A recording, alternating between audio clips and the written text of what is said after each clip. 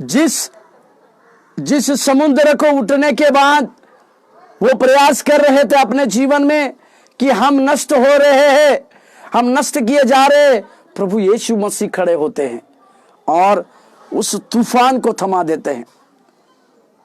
प्रभु यीशु मसीह के लिए ये सारी बातें अभी भोर को प्रभु यीशु मसीह उनके बीच में आकर खड़ा होता है, परंतु ये शिष्य लोग, ये चेले लोग उनको नहीं पहचान पा रहे, उनको नहीं समझ पा रहे हैं। कई एक उसके कारण हो सकते हैं। चौथे वचन में लिखा है कि उन्होंने यीशु मसीह को नहीं पहचाना।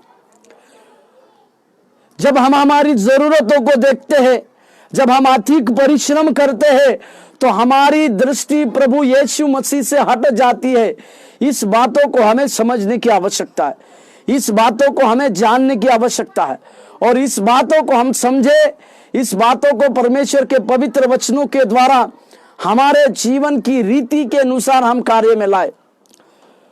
और यह एकमात्र स्थान है। और एक वचन मैं आपके लिए पढ़ना चाहता हूं, यूहन्ना 13:33, यूहन्ना 13वें अध्याय के 33वें वाक्य। हे बालकों, मैं थोड़ी देर तुम्हारे पास हूं, फिर तुम मुझे ढूंढोगे, और जैसा मैंने यहूदियों से कहा, जहां मैं जाता हूं वहां तुम नहीं आ सकते, वैसे ही मैं अब भी तुमसे कहता हूं। यहां पर भी प्रभु यीशु मसीह अपने शिष्यों को एक नई आज्ञा देने के बारे में इस प्रकार से कहते हैं, हे बालकों। और इस प्रकार का हे बालकों कहने का प्रभु का एक असर क्यों है? हे बालकों प्रभु ने किस लिए कहा? ये हे बालकों परमेश्वर यीशु मसीह ने क्यों कहा? यह एक स्थान है। यीशु ने अपने चेलों को छोटे बच्चे कहा। ये दोनों जगह है जहां पर प्रभु यीशु मसीह ने अपने शिष्यों को एक बच्चे कहा। जैसे मैं कह रहा हूं कि प्रभु यीशु मसीह की सेवकाई में यीशु मसीह ने कई एक प्रकार की बातों को कहे, परंतु मैं आज आपके सामने यीशु मसीह ने मेरे छोटे बच्चे जो कहा, उसके ऊपर मैं प्रचार करने के लिए, या यीशु मसीह ने इस प्रकार की बातों को क्यों कहा, इसके विषय में मैं प्रचार करने के लिए आपके सम्मुख में खड़ा हूं। ये दोनों स्थानों को अगर आप देखेंगे, दोनों विभिन्न हैं। एक अपने जीवन की हार में रहने वाले उस पतरस की बातों को मैं आपके सम्मुख में लाना चाहता हूं। यूहन्ना के 21वें अध्याय के 5वें वचन में, यूहन्ना 21 के 5वें वचन में अगर हम पढ़ते हैं तो वहां यीशु मसीह ने कहा, हे बालकों, हे बच्चों, क्या तुम्हारे पास खाने के लिए कुछ है? लगातार हार को स्वीकार करने वाले व्यक्ति, लगातार अपने जीवन काल की बातों को पूरी रीति से लगातार अपने जीवन में कई बार हार का मुकाबला सामना करने वाले शिष्यों के जीवन में निराशा की बातें आई, हार की बातें चली आई, परंतु उस जगह पर चौथे पहर में हमारा प्रभु यीशु मसीह खड़ा होता है। मेरे प्रियो, हम कितनी भी क्यों हार का सामना करने पाए, एक मैं भविष्यवाणी के रूप में आपके लिए कहूं, यदि आप अपने जीवन में कई एक हारों का सामना अगर कर पा रहे हैं, एक नजर प्रभु यीशु मसीह की काफी है आपको जीत दिलाने के लिए।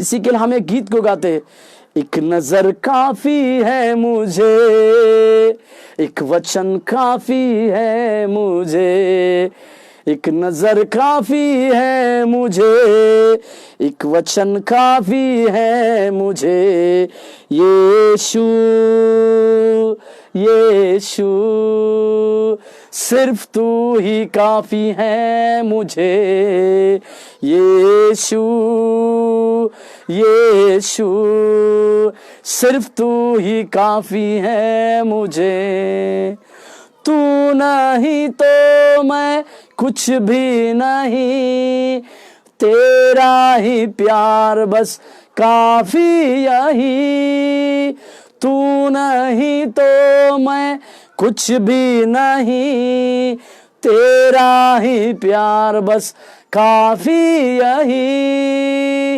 यीशु यीशु सिर्फ तू ही काफी है मुझे। प्रभु मेरे जीवन में मैं कितनी भी क्यों ना हार को स्वीकारूं, मेरे जीवन में कई एक प्रकार की निराशा क्यों ना आए, प्रभु मेरे जीवन में कई एक प्रकार की हार का सामना मैं क्यों ना करूं, परंतु आपका एक वचन, आपकी एक नजर मेरे लिए मेरी हार को जीत में बदलने के लिए काफी है। परमेश्वर आपका एक वचन मेरे निराशा भर की जीवन को दूर करने के लिए, मेरा संघर्ष में जीवन संघर्ष के जीवन को खत्म करने के लिए, मेरे आंसुओं को पूरी तरह से परमेश्वर पूरी तरह से हंसी में बदलने के लिए आपका उस वाक्य काफी है प्रभु। Hallelujah, hallelujah. प्रभु यीशु मसीह के नाम को और एक बार हम ऊंचा उठाते हैं, क्योंकि वही हमारा बल है, वही हमारा शक्ति है, वही हमारी सामर्थ्य है, वही हमारी ऊंची गढ़ है, वही हमारा ऊंचा चट्टान परमेश्वर है। हे बालकों, हे बच्चों कहने का अर्थ प्रभु यीशु मसीह क्यों इस प्रकार से अपने शिष्यों को कहते हैं, उसका कारण यही है कि खुद परमेश्वर अपने बच्चों, अपने शिष्यों को एक पिता का प्रेम को समझा रहे हैं। पुनरुत्थान हो गए हैं, यीशु मसीह तीसरे दिन जी उठे हैं। जी उठने के बाद यीशु उस हारे हुए सारे शिष्यों को बालकों, बच्चों कहते हैं। इसका मतलब यीशु मसीह ये सिखाना चाहते हैं, तुम्हारे जीवन में तुम किसी भी प्रकार की हार का मुकाबला क्यों ना करो, परंतु तुम्हारे लिए एक पिता है जो सदैव तुम्हारे साथ है, जो सदैव जगत के अंत तक तुम्हारे साथ रहने वाला परमेश्वर है। इसी के लिए हमें गीत को गाते हैं, जब मैंने सोचा कि अकेला हूं तब प्रभु यीशु ने मुझसे कहा, जब मैंने सोचा कि अकेला हूं तब प्रभु यीशु ने मुझसे कहा, संसार के अंत तक साथ रहने वाला मैं यीशु तेरे साथ हूँ। संसार के अंत तक साथ रहने वाला मैं प्रभु तेरे साथ हूँ। इसी प्रकार का गीत गाकर हमारे जीवन में परमेश्वर एक कार्य को लाना चाहता है। और ये छोटे बच्चे या बालों को कहना मतलब ये यीशु मसीह का उनके प्रति प्रेम को है। आप कितने भी घोर निराशा में चले जाए, आपके जीवन में कितना भी क्यों कई एक बातें क्यों ना होने पाए, परंतु परमेश्वर हमसे स्नेह करता है। और ये स्नेह की बात है जो प्रभु उनको बच्चों कहते हैं। और कुछ वाक्यों को मैं दिखाना चाहता हूं। पहला यूहन्ना का पत्री, उसके दूसरे अध्याय के पहले वचन, पहले यूहन्ना 2 अध्याय का पहला वचन, हे मेरे बालकों, यहां यूहन्ना लिखता है, हे मेरे बालकों मैंने ये बातें तुम्हें इसीलिए, हे मेरे बालकों। यूहन्ना भी प्रभु यीशु मसीह की इन्हीं बातों को अपनाते हुए अपने लोगों को स्नेह दिखाने के लिए पहला यूहन्ना 2 अध्याय के पहले वचन में, फिर 12वें वचन में हे बालकों, फिर 13वें वचन में हे पितरों मैं तुम्हें इसलिए लिखता हूं कि जो पितरों, फिर 18वें वचन में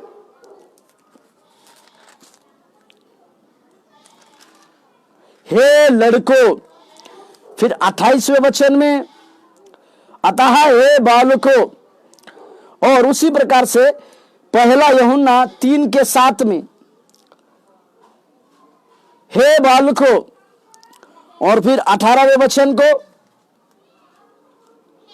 पहला यूहन्ना 3 अध्याय 18वें वचन हे बालकों, फिर पहला यूहन्ना 4:4 हे बालकों, फिर पहला यूहन्ना 5 के 21 हे बालकों। मतलब यूहन्ना भी कई बार कई प्रकार से हे बालकों, हे बालकों, हे बालकों कहकर अपने स्नेह को दिखाता है। हे बालकों कहना या मेरे बच्चों कहना, यह परमेश्वर का एक स्नेह को दिखाता है। और इसी बात की पूर्ति यूहन्ना भी करते हुए हम देखते हैं। और एक वचन यीशु मसीह ने मत्ती रचित सुसमाचार 18वें अध्याय मत्ती के 18वें अध्याय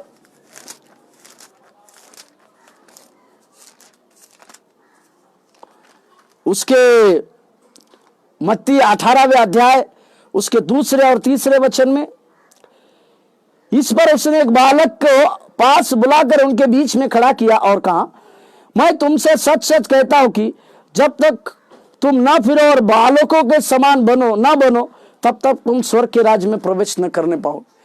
यहां पर यीशु मसीह ने बालक को अपने सामने खड़ा कर स्वर्ग में सबसे बड़ा कौन है इसके लिए एक उदाहरण के रूप में दिया, और ये स्वर्ग में सबसे बड़ा कौन होगा इसको दिखाने के लिए प्रभु ने इस प्रकार की बातों को कहा। इसका मतलब प्रभु का बच्चों कहना एक स्नेह को दिखाता है, एक पिता की बात, पिता के प्रेम को दिखाता है। और पहला यूहन्ना जो हमने पहला यूहन्ना दूसरा अध्याय के पहले वाक्य में मेरे छोटे बच्चों या मेरे बालकों बोलकर यूहन्ना जो लिखता है, उसने उन्हें अपने आत्मिक बच्चे कहा। यूहन्ना उस कलीसिया के उस पत्री से उन लोगों को अपने आत्मिक बच्चे कहा, एक आत्मिक पिता बन जाते हैं। प्रभु यीशु मसीह हमारा आत्मिक पिता है और हम उसके बच्चे हैं। उसी प्रकार से यूहन्ना भी इस बातों को पूर्ति करता है कि वे उसके आत्मिक बच्चे बने हैं। ये बालकों कहना या ये बच्चों कहना, मेरे छोटे बच्चों कहना मतलब एक आत्मिक बच्चे कहे जाने को दिखाता है। और एक वचन पहला तीमुथियुस 1 अध्याय के दूसरे वचन, यहां पौलुस इस बात को लिखता है तीमुथियुस के लिए, पहला तीमुथियुस 1:2। तीमुथियुस के नाम जो विश्वास में मेरा सच्चा पुत्र है। पौलुस का आत्मिक पुत्र जो है वो तीमुथियुस था, और इस चिट्ठी को पहला तीमुथि और दूसरा तीमुथियुस को जब लिखता है पौलुस, वो उसको अपना आत्मिक पुत्र मानता है, इसी के लिए वो चिट्ठी को लिखता है। इस बातों के संदर्भ को हमें समझने की आवश्यकता है।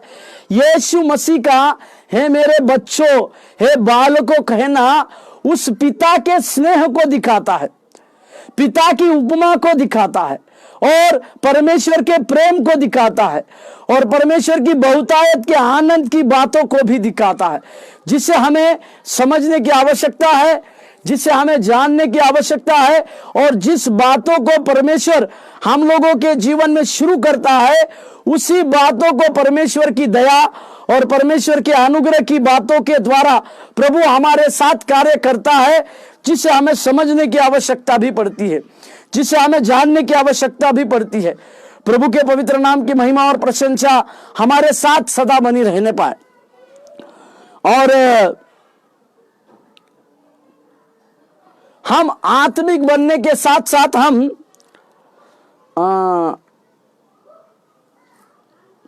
हम गुनाह में ना पड़े। हम जब आत्मिक बच्चे बन जाते हैं, क्योंकि हमें आत्मिक बच्चे बनना मतलब अपने अपराधों से दूर होने की बातों को हमें स्वीकार करना है, और यह हमारा लक्ष्य है।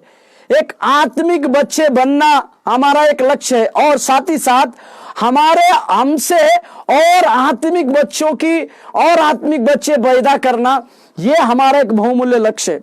यीशु मसीह ने आत्मिक बच्चे के रूप में उनके शिष्यों को कहा, उनके शिष्यों ने कई एक जगह के लोगों को आत्मिक शिष्य बनाया। अभी हम और आप प्रभु यीशु मसीह का अनुकरण करने वाले जब उसके आत्मिक पुत्र बनते हैं, तो जरूर हमारा लक्ष्य ये होना चाहिए कि कई एक आत्मिक बच्चे प्रभु यीशु मसीह के लिए जीतने पाए, कई एक आत्मिक संतानों को परमेश्वर के राज्य के लिए जीतने पाए।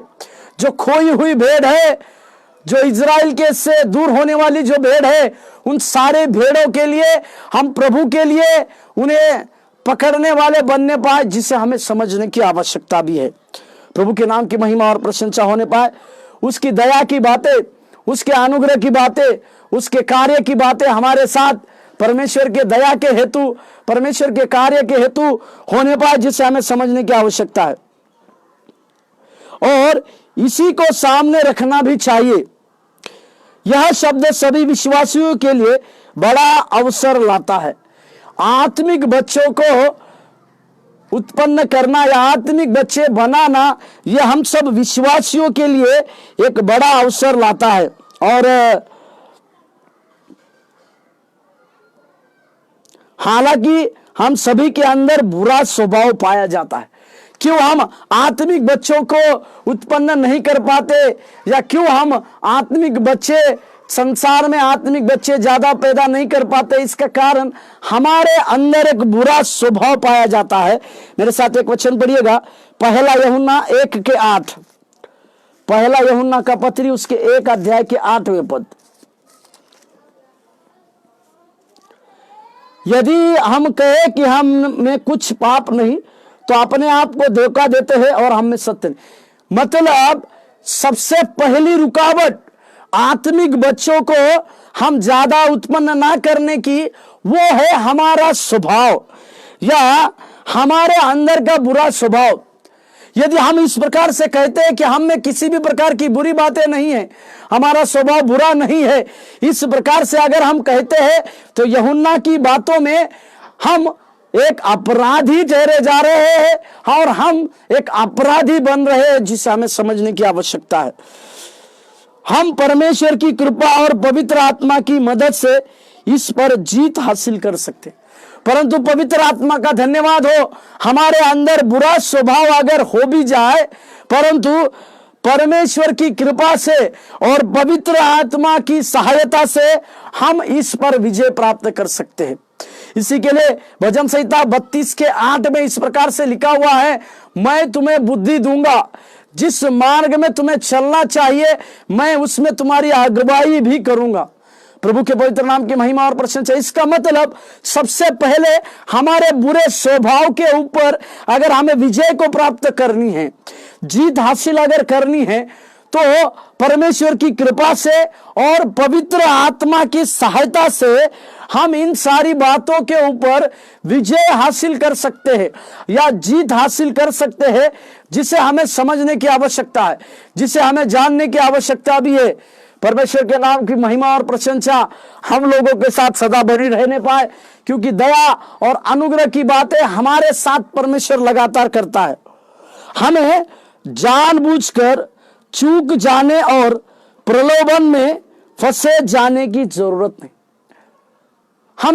हमें इस प्रकार की बातों को समझने की, इस प्रकार की बातों को हमें बड़े कठिनाई से लेने की आवश्यकता नहीं कि हम किसी भी परीक्षा के ऊपर जय नहीं प्राप्त कर सकते, या हमारे बुरे स्वभाव के अनुसार हम किसी भी प्रकार की अच्छी बातें नहीं कर सकते। इसी के लिए हमें किसी जानबूझकर पाप में फंसने की आवश्यकता नहीं है। दूसरा, जानबूझकर प्रलोभन में भी फंसने की जरूरी नहीं, क्योंकि यूहन्ना इस प्रकार से लिखता है, हर एक मनुष्य अपनी अभिलाषा के कारण पाप में फंसता है और फिर अभिलाषा गर्भवती होती है बोलकर वो इस प्रकार की बातों को कहता है। याकूब, माफ कीजिएगा, याकूब इसके बारे में लिखता है, याकूब का पत्री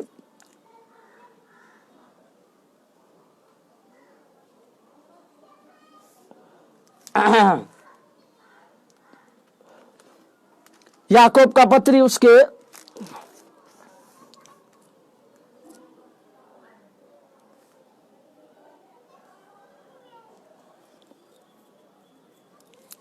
14वां वचन, याकूब का पत्री 1:14। परंतु प्रत्येक व्यक्ति अपनी ही अभिलाषा से खींचकर और फंसकर परीक्षा में पड़ता है। इसका मतलब हम जानबूझकर पाप में पड़ने की आवश्यकता नहीं।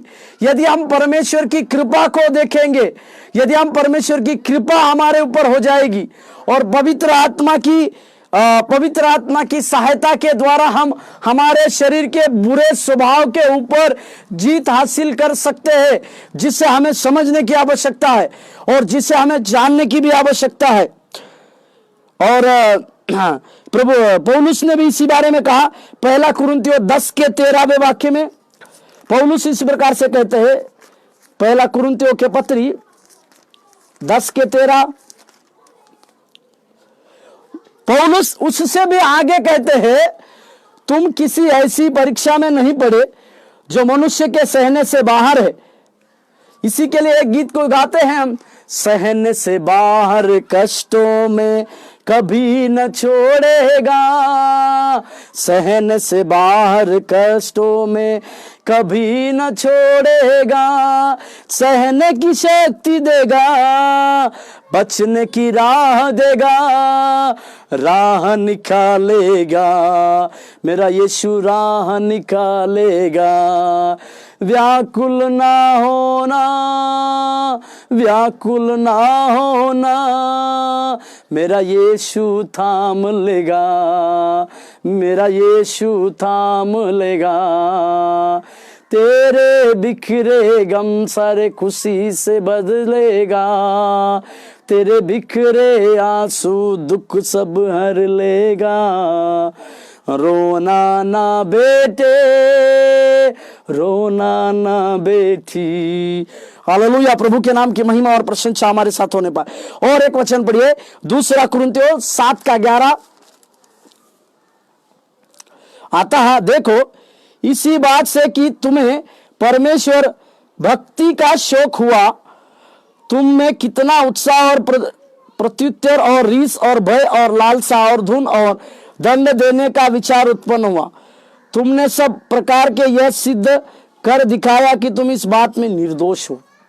और एक बेहतर आगे जाकर पौलुस इस प्रकार से कहते हैं कि हमें इस परीक्षा से पार करने वाला परमेश्वर है। या बुरा स्वभाव होने का मतलब यह नहीं कि मसीह लोग गलत है।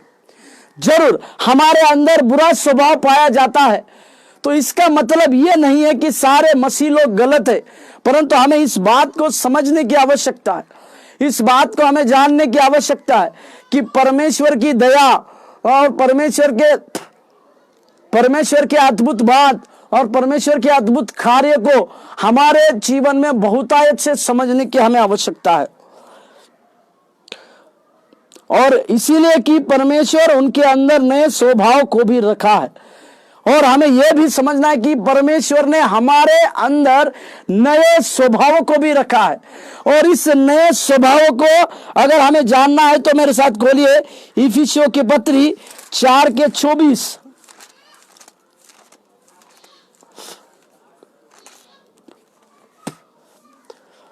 इफिसियों की पत्री 4:24 पद, और नए मनुष्यत्व को पहन लो जो परमेश्वर के अनुरूप सत्य की धार्मिकता और पवित्रता में सृजा गया है।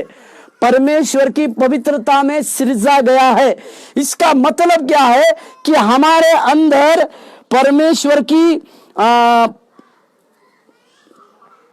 परमेश्वर ने हमारे अंदर नए स्वभाव को भी रखा है। और इस नए प्रकार का स्वभाव मतलब उस नए प्रकार के स्वभाव से हमारे जीवन की सारी बुरी बातें हट जाती है और हम परमेश्वर के बच्चे होने के लिए, परमेश्वर के बालक होने के लिए एक लायक बनते हैं। और उसकी कृपा के साथ, उसकी दया के साथ हम और आत्मिक बच्चों को भी उत्पन्न करने वाले बन सकते हैं, जिसे हमें समझने की आवश्यकता है। और परमेश्वर की आत्मा हमारे अंदर रखी, और परमेश्वर का आत्मा भी हमारे अंदर दिया गया है, जिसे हमें समझने की आवश्यकता है। पहला कुरिन्थियों 6:19 का अगर हम पढ़ते हैं तो उसमें लिखा है, पहला कुरिन्थियों 6:19,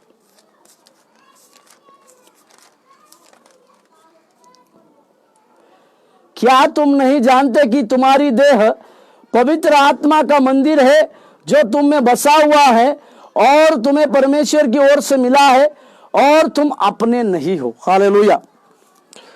मतलब हमारे अंदर बुरा स्वभाव रहने के बावजूद हमें यह बात को समझने की आवश्यकता है कि हमें प्रलोभन में फंसने की जरूरी नहीं, जानबूझकर पाप में फंसने की जरूरी नहीं, परंतु इन सब से बचाने के लिए परमेश्वर की कृपा, परमेश्वर के पवित्र आत्मा का अभिषेक हमारे लिए काफी है।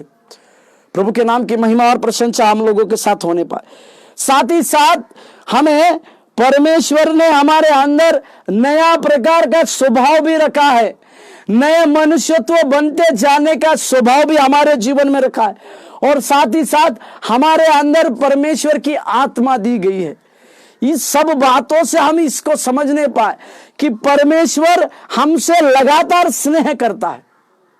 लगातार उस परमेश्वर ने हमारे साथ स्नेह की बातों को किया। ये पतरस, उसके साथ के दो चेले, थोमा, यीशु मसीह तीसरे दिन जी उठेंगे, इस प्रकार की बातें जानने के बावजूद अपने रहने के बारे में सोचकर, अपने खाने पीने के बारे में सोचकर, अपना पुराना उद्योग को करने के लिए वो चले गए। जैसे मैं कह रहा था, उन्होंने पूरी रात भर वहां पर काम किया, परंतु उनके हाथ में कुछ भी हासिल नहीं हुआ। परमेश्वर के नाम की महिमा और प्रशंसा होने पाए। मेरे प्रियो, मेरे सहकर्मियों, मेरे सुनने वाले, यीशु मसीह से अलग होकर हम कुछ भी नहीं कर सकते हैं। यीशु मसीह से अलग होकर हम यदि किसी बड़ी जीत की अपेक्षा कर रहे हैं तो इस प्रकार की बड़ी जीत हमें कभी भी हासिल नहीं होगी।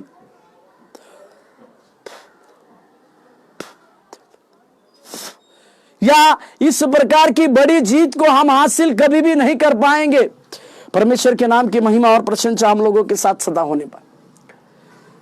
लगातार हार का सामना करने के बावजूद भी यदि हम सच्चे मन से एक बार प्रभु को, हे मेरे पिता, हे मेरे सर्वशक्तिमान परमेश्वर, अगर हम कहते हैं, परमेश्वर ये हमारे स्वर्गीय पिता, अगर हम कहते हैं तो हमारे जीवन में एक प्रकार की बहुतायत, एक प्रकार के बड़े आनंद की बातों को, बड़े आशीष की बातों को परमेश्वर देगा, जिसे हमें समझने की आवश्यकता है, जिसे हमें जानने की आवश्यकता भी है।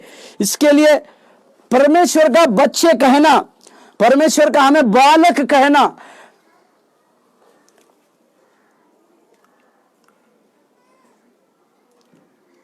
परमेश्वर का हमें बालक कहना, इसमें बड़ी बातें हैं। आइए हम इस प्रकार के लिए परमेश्वर को धन्यवाद दें। प्रभु, हम तेरी महिमा और स्तुति करते हैं राजा, तेरी प्रशंसा करती है। तो हमारे जीवन में हमें बच्चे कहना मतलब प्रभु तो हमसे प्रेम करता है, तो हमसे स्नेह करता है, और उसी के अनुसार तो हमारे जीवन में अगुवाई करने पाए। इसके लिए हम प्रभु तेरी दया को मांगते हैं, तेरे अनुग्रह को हमारे जीवन में कार्य करने पाए। यीशु मसीह के नाम से मांगते, आमीन। प्रभु आपको आशीष दे।